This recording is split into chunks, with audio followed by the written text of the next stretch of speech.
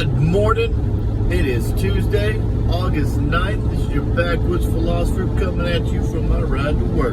Boom. I tried to shoot this video like 5 times yesterday, and I couldn't quite get it right. It's pretty intense, in my opinion. All right? So it's something I've been studying on for over the weekend.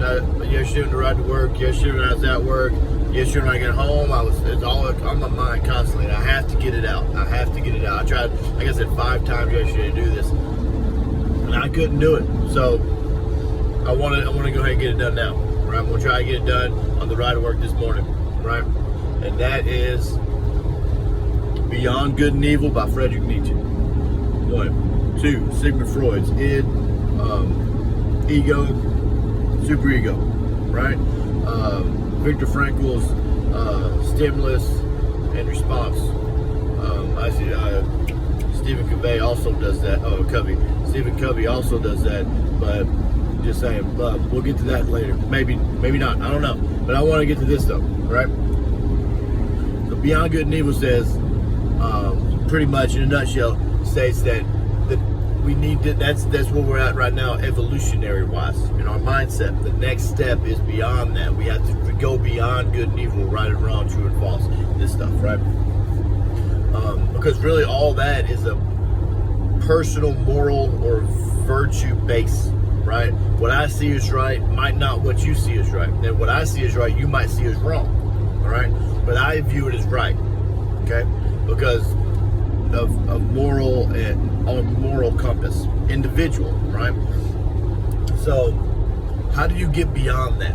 How do you get beyond the egotistical self? How do you get beyond vanity? How do you get beyond having the response of arrogance? How do you get beyond that? That's a hard question, right? That's a hard one. For me it is. For y'all might have this already knocked out of the park. Y'all might already doing this. I don't know. What I've seen is that emotional intelligence, I personally think that's the next step. Not the next thing, the next step toward the evolution of our minds. Right? Right now, Viktor Frankl, I'm going to that real quick. Stimulus and response. There's a dash, and that dash is the emotion that we put in. Whatever the stimulus is, we have an emotion, then we have a response, right? And 99.9% of the time, it's a default emotion. We don't know why, we just have it. We don't think about it, we let the emotion control us, right? If I have a bad day at work, if I have a bad day at home, I'm automatically in a bad mood. Why? Why am I in a bad mood? Where do I feel this feeling at? Why do I feel this feeling? Right? So, emotional intelligence states it has 4 quadrants. Inside those quadrants, there's multiple levels, but the 4 major quadrants. The first ones are self-awareness and self-management, right? Be aware of your emotions and why you have your emotions. Second, be able to manage your emotions. Be able to put that response into the place it needs to be. Now, you can go in depth in each one of these quadrants. You can have an entire lecture on these quadrants, but I'm just giving you an overview of what these quadrants are. The next 2 sets are social awareness, knowing what's going on around you, not with yourself, but your external, right? So everybody around you, what they're feeling, how they're feeling, kind of feeling now. And then it's relationship management, being able to manage those relationships in a proper way. So you have self-awareness, self-management, social awareness, and social management. Those are the 4 major quadrants in emotional intelligence, right?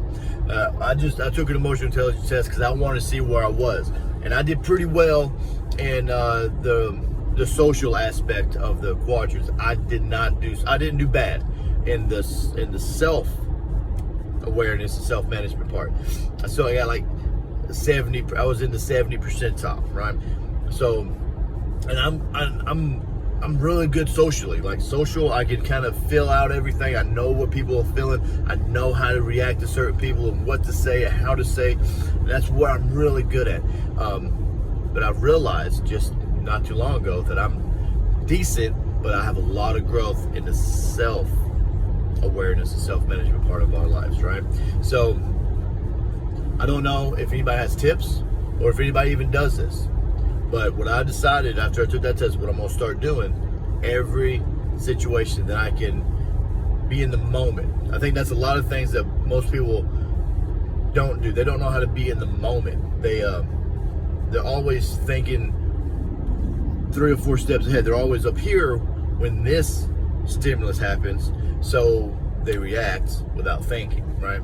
So what I thought about and what I've been working on for the past little bit was being in the moment, checking my emotions when they happen. And as of reading a whole bunch of stuff and realizing this, and this coming into my life, I realized that I believe that this is the first step for the next evolution of human beings. Because what's happening is our emotions are controlling us. We are not in control of our emotions whatsoever as human beings. We are not. If we get rear-ended, 9 times out of 10, we're angry off the bat. We don't know the situation. We're driving down the road, someone cuts us off, we're angry. We don't know why. The Buddha says anger is like drinking a cup of poison, expecting the other person to die. We harm ourselves. And I know these, but I never stopped and was in the moment. You can read it because it's external, but once you are in the moment, it's different, right? So the moment is something that I'm learning. I'm learning this. I'm getting in that point, right? So self-awareness and self-management. Those are the 2 things that I'm working on in my life. If y'all guys already mastered these things, hit me up. Let me know what you think. This is Aaron Smith. It's Tuesday. And never forget that the world is full of good people. And if you can't find one, be one. It's your Backwoods Philosophy. Have a great day.